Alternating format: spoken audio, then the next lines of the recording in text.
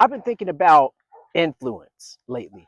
And when we hear the word now, I think most of us think immediately about social media. We think about followers and views, subscribers, and platforms. Social media has kind of taken over the term influence there. And people with millions of strangers, they watch what they do. But I'm beginning to think some of the most important influence we'll ever have won't happen on a screen. It'll happen around a dinner table, in a car, at work, in our homes, in conversations that we don't even remember having. Because whether or not we realize it, someone is learning how to live by watching us. And that thought, it's become especially important to me as I've gotten older. And it's gotten more real too. Because children notice things a lot more than we think that they do. They notice how we talk to our spouse. They notice how we talk to uh, our family and how we treat friends. They notice what happens when we're angry, and they notice whether our phone gets more attention than they do. They notice how we treat the waiter at the restaurant. They notice how we talk about people when those people aren't in the room. They notice how we respond when money gets tight and how we react when our plans fall apart. They hear what we say about God, but maybe even more importantly, they watch whether the way we live matches what we say. And that's pretty humbling because I can tell my children 1,000 times, be patient, but they're learning patience by watching what I do when someone cuts me off in traffic. And I can tell them, tell the truth, but they're learning honestly when they see whether or not I bend the truth when the truth would cost me something. And I can tell them family comes first, but they're watching where my attention actually goes. I can tell them trust God, but they're watching what happens when life gets uncertain.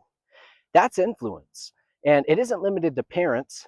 Every one of us leaves something behind in the people around us. A younger coworker is watching how you conduct yourself. A friend is learning something from the way that you handle hardship. Your spouse is affected by the atmosphere that you bring home to her. Your neighbors notice how you treat people.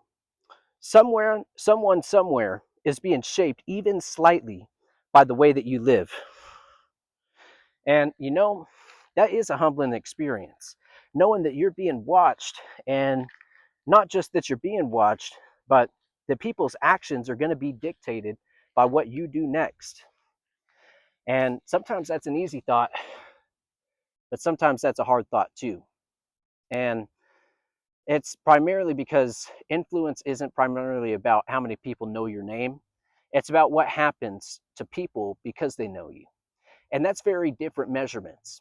You could have 1 million followers and very little meaningful influence. Or you could have 5 people deeply shaped by the way that you lived, and your influence could echo through generations. I mean, think about it. Maybe there's a father nobody outside this town will ever know. He loves his wife, he works honestly, he keeps his word, he prays with his children, he apologizes when he's wrong, and he helps his neighbor. He shows up to people and for people year after year. Nobody writes an article about him, nobody gives the guy an award, and he dies without ever becoming famous. But his children learn what faithfulness looked like, and then they raise their children differently because of him. And those children raise theirs. How far did this man's influence actually reach?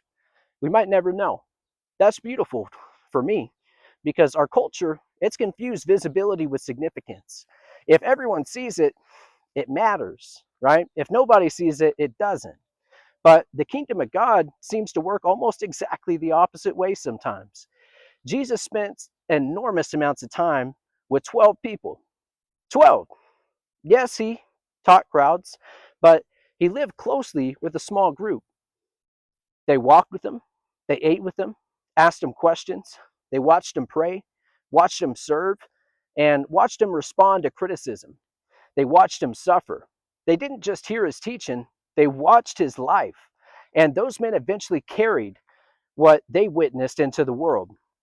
So that makes me wonder, maybe the people closest to us are the greatest ministry that we'll ever have. And sometimes they're the easiest people to overlook because strangers can be more impressed by us. Our families know us. They know what we're like when we're tired and when we're frustrated, when things aren't going our way. They see the versions of us that don't have time to prepare. And honestly, I think that's where character becomes real. It's pretty easy to be patient for a 5 minute conversation, isn't it? And it's pretty hard to live patiently when someone for 20 years. It's easy to talk about generosity, but it's harder when giving actually changes what you can afford. It's easy to talk about forgiveness, but it's harder when the person who hurt you is sitting across the table. It's easy to speak about faith. It's harder when your child watches you walk through something that you don't understand. But those moments, those ordinary moments, are actually teaching something. And I've started asking myself a question. If someone copied the way that I live, would I be more comfortable with who they became? That's uncomfortable. If my children learn how to speak to their future spouses by watching me, what would they learn? If they learn how to handle money from me, what would they learn? If they learn how to treat their bodies from the way that I treat mine, what would they learn? These are hard questions, right? If they learned what following Jesus looks like only by watching my life, what would they think it means? That's a serious responsibility. And I don't say that from a place of perfection. Actually, the opposite. My children are going to see me fail. People around me are going to see me make mistakes. There's no way around that. So maybe part of the example isn't pretending that we never fail. Maybe it's showing the people what to do when we do fail. And, you know, that's something I think matters deeply. Can my children hear me say, I was wrong? I'm sorry. Will you forgive me? Can they see me repent? Can they watch me change my mind when I'm wrong? Can they see that following Jesus doesn't mean pretending to have everything together? Maybe one of the greatest things I can model isn't perfection, maybe it's humility. Because if my children grow up thinking that their father never struggled, then what happens when they struggle? If they think faith means never questioning, what happens when they have questions? If they think that strong people never apologize, what kind of adults will they become? And I don't want to give them an image to maintain. I want to show them a direction to walk toward truth, toward humility, toward responsibility, towards grace, towards Jesus. And influence extends beyond our behavior, it includes our words. Words have stayed with me for years, things people don't even remember saying, encouragement from someone I respected, criticism that cut deeper than anything that they knew, a sentence spoken at exactly the right moment. That's another thing we steward, our words. We can speak courage into someone, or we can speak insecurity.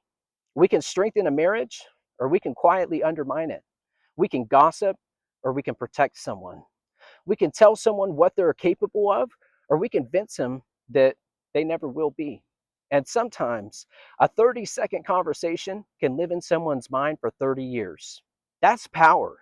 So I want to become slower with my words, eventually with the people closest to me, because familiarity, it can make me careless and it can make us careless.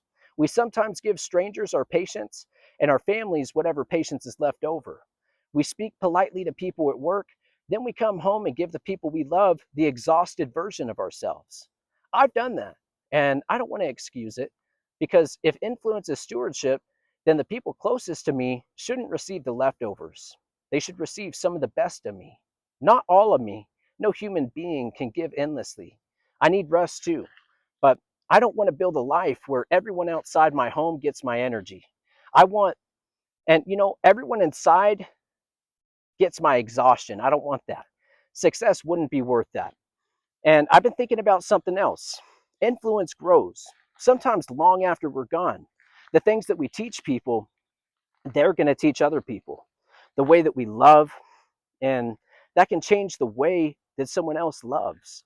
The courage that we give someone might be courage that they give to a child someday. We may not ever see the full chain, and that's why small acts matter. You don't know what God might do with one sentence of encouragement, or a meal, an apology, a conversation, a lesson, an example quietly repeated for 20 years. We're planting things constantly, and eventually someone harvests them. And that's why I don't want my greatest legacy to be something with my name on it. A company, a building, a website, a number. Those things can be useful, but eventually they're going to disappear too. And I think the biggest legacy is people. Who became better because you were here?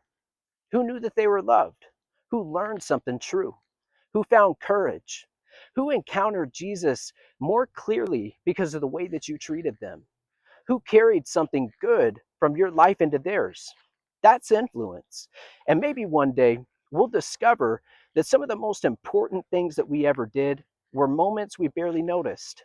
A child watching, a friend listening, a stranger remembering, someone learning how to keep going because they watched us keep going.